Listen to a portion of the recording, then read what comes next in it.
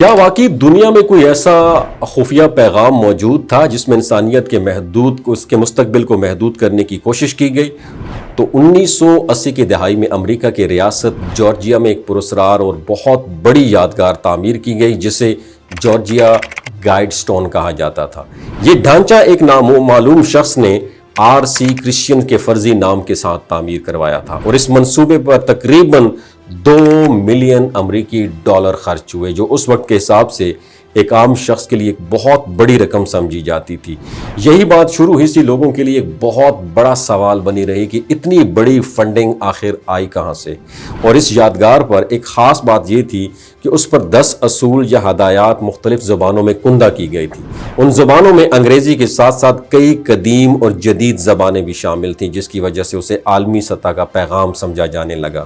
ان ہدایات میں ایک بات سب سے زیادہ بحث کا مرکز بنی کہ دنیا کی آبادی کو ایک خاص حد کے اندر رکھا جائے، یعنی دنیا کی آبادی کو 94% کم کر دیا جائے۔ اور اسی جملے کو مختلف لوگوں نے مختلف انداز میں سمجھا، اور وقت کے ساتھ یہ ڈیبیٹ مزید بڑھتی گئی، اور یہ بات مختلف تشریحات اور اندازوں پر مبنی ہے، اور اس کے اصل الفاظ مختلف طریقے سے پیش کیے جاتے رہے۔ اس کے علاوہ اس یادگار پر یہ بھی لکھا تھا کہ انسانیت جو ہے اس کی فطرت کے ساتھ ساتھ توازن میں رہنا چاہیے، قوانین کے مطابق زندگی گزارنی چاہیے، اور ایک ایسا عالمی نظام ہونا چاہیے جو منظم ہو۔ اور انہی باتوں نے اس کے گرد ایک نیو ورلڈ آرڈر جیسے نظریات کو بھی جنم دیا، جس پر دنیا بھر میں ڈیبیٹ ابھی تک ہوتی رہی ہے۔ اور یہ بھی ایک دلچسپ حیران کن بات تھی کہ اس پتھر کے ڈھانچے کو 8 مختلف زبانوں میں لکھا گیا، جس سے یہ تاثر مزید مضبوط ہوا کہ یہ کسی ایک قوم یا ملک کے لیے نہیں بلکہ پوری دنیا کے لیے ایک پیغام ہو سکتا ہے۔ سال 2022 میں ایک اچانک واقعہ ایسے پیش آیا جب اس یادگار کو دھماکے سے شدید نقصان پہنچایا گیا، اور بعد میں حکام نے اسے مکمل طور پر ریموو کر دیا۔ اس واقعے نے اس کے گرد موجود جو اسرار تھا، اس کو پیغام تھے، پراسراریت تھی، اس کو مزید بڑھا دیا، اور لوگ دوبارہ سوال کرنے لگے کہ آخر یہ یادگار کیوں ہٹائی گئی تھی اور کیوں اس کو ختم کیا گیا تھا۔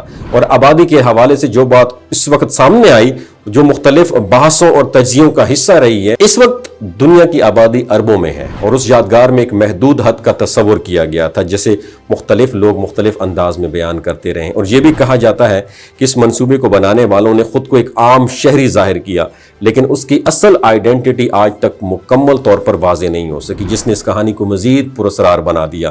یہ تمام پہلو مل کر اس یادگار کو ایک ایسا موضوع بناتے ہیں جس پہ آج بھی مختلف نظریات، ڈیبیٹس اور سوالات موجود ہیں۔ کچھ لوگ اسے ایک فکری یا علامتی پیغام سمجھتے ہیں، جبکہ کچھ لوگ اسے ایک بہت بڑے عالمی تصور کے ساتھ کنیکٹ کر دیتے ہیں۔ اور یہی وہ بات ہے جو اس پورے موضوع کو سب سے زیادہ دلچسپ بناتی ہے کہ آخر اس کے پیچھے اصل مقصد کیا تھا، اور کیا یہ صرف ایک تحریر تھی یا واقعی کسی بڑے عالمی خیال کی طرف اشارہ تھا۔ آپ کی کیا رائے ہے؟ کمنٹ سیکشن میں ضرور بتائیے گا۔